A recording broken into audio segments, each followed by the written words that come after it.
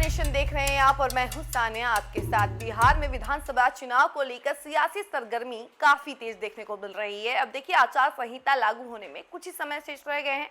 इसी बीच आपको बता दें कि आरोप प्रत्यारोप का दौर शुरू है और कल प्रशांत किशोर ने प्रेस वार्ता कर बीजेपी के कई नेताओं पर जो है हमला बोला है। आपको बता दें कि दिलीप जायसवाल, इसके साथ ही सम्राट चौधरी, अशोक चौधरी और बीजेपी सांसद संजय जायसवाल पर हमला बोला है।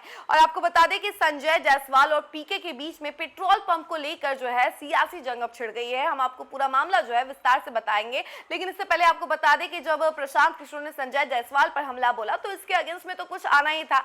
तो अब जो है संजय जायसवाल ने भी इसका करारा जवाब दिया है। हम आपको पूरी खबर विस्तार से बताते हैं। बिहार में चुनावी सरगर्मी के बीच आरोप प्रत्यारोप का दौर 7वें आसमान पर है। सभी पार्टियां एक दूसरे पर कटाक्ष कर रही है।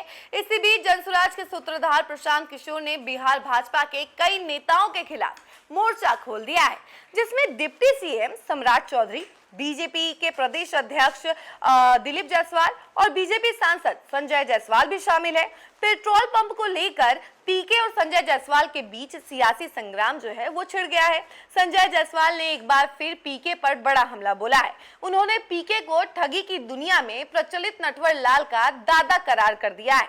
संजय जायसवाल ने पीके पर एक और बड़ा आरोप लगाया है कि पीके की पार्टी को आंध्र प्रदेश के सांसद ने 14 करोड़ रुपए का चंदा दिया था, लेकिन उनके ऑडिट रिपोर्ट खर्चा केवल 35,000 रुपए दिखाया गया है। बीजेपी सांसद ने जनसुराज के ऑडिट रिपोर्ट को भी साझा किया है। संजय जायसवाल ने सोशल मीडिया पर ट्वीट कर कहा कि ठगी की दुनिया में बिहार की पहचान नटवर लाल से थी। प्रशांत किशोर ठगने में इसका दादा है, क्योंकि नटवर लाल के सामान्य मनुष्यों को ठगा, लेकिन किंतु पीके वह हस्ती है जो बिहार के बुद्धिजीवियों को ठगता है।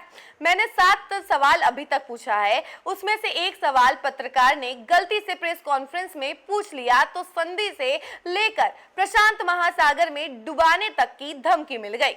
बीजेपी सांसद ने आगे लिखा कि चलिए, एक पत्रकार के जवाब में प्रशांत किशोर ने यह तो बताया कि आंध्र प्रदेश के सांसद ने 14 करोड़ रुपए चंदा दिया, परंतु यह चंदा घाटे में डूबी कंपनी से क्यों दिलवाया? इसका जवाब कोई पत्रकार कृपया खोज लीजिए। पत्रकारों से मेरा अनुरोध होगा कि जनसुराज पार्टी को जो प्रशांत किशोर की नाजायज उपत्ति है और मेरे 2022 के सबूत देने के पश्चात एक बार इलेक्शन कमीशन की वेबसाइट पर चले जाए। उन्होंने आगे लिखा कि खैर, मैं ही इलेक्शन कमीशन की वेबसाइट से जनसुराज का ऑडिट रिपोर्ट जारी कर रहा हूं।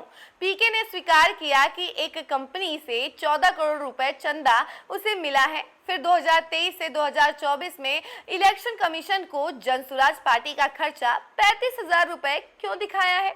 जी हाँ, 2023 से 2024 में जो 200 गाड़ियां चल रही थी, 5 स्टार टेंट और खाने की व्यवस्था थी। हर जिले में 10 से ज्यादा कर्मचारी बहाल थे, जिनका काम नेताओं को धमकाना था कि किस तरह से नेतागिरी करनी है। अब उनका जो सबका खर्चा है महज 35,000 रुपए है। ठगी की दुनिया में बिहार की पहचान नटवर लाल से थी। प्रशांत किशोर ठगने में इसका दादा है, क्योंकि नटवर लाल ने सामान्य मनुष्यों को ठगा, लेकिन पीके ने वो हस्ती हैं जो कि बिहार के बुद्धिजीवियों को ठगते हैं। इसके अलावा संजय जायसवाल ने कहा कि यह भी देख लीजिए कि 17 सितंबर 2024 को भी जनसुराज पार्टी का अध्यक्ष शरद कुमार मिश्रा ही था। यह इलेक्शन कमीशन का वेबसाइट कहता है।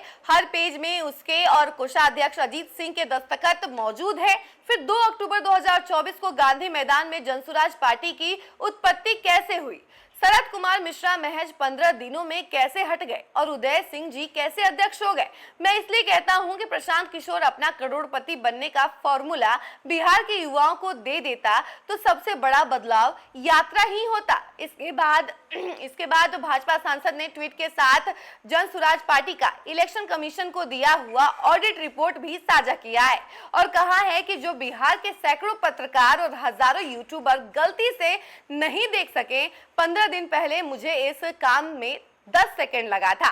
यही नहीं, इसके तुरंत बाद संजय जायसवाल ने एक और पोस्ट किया, जिसमें उन्होंने लिखा कि विज्ञान का छात्र रहा हूं, इसलिए क्यों और कैसे सोचने की आदत है।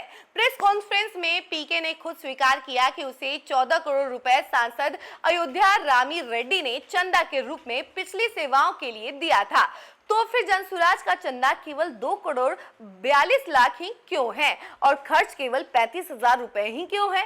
पीके ने जब 14 करोड़ चंदा लिया तो फिर इसे अपने निजी खाते में रखा या यह भी एक बड़ा घोटाला है? विज्ञान का छात्र रहा हूं, इसलिए क्यों और कैसे सोचने की आदत है। प्रेस कॉन्फ्रेंस में पीके ने खुद स्वीकार किया कि उसे 14 करोड़ रुपए सांसद अयोध्या रामी रेड्डी ने चंदा के रूप में पिछली सेवाओं के लिए दिया था। ये बार बार उन्होंने रिपीट किया।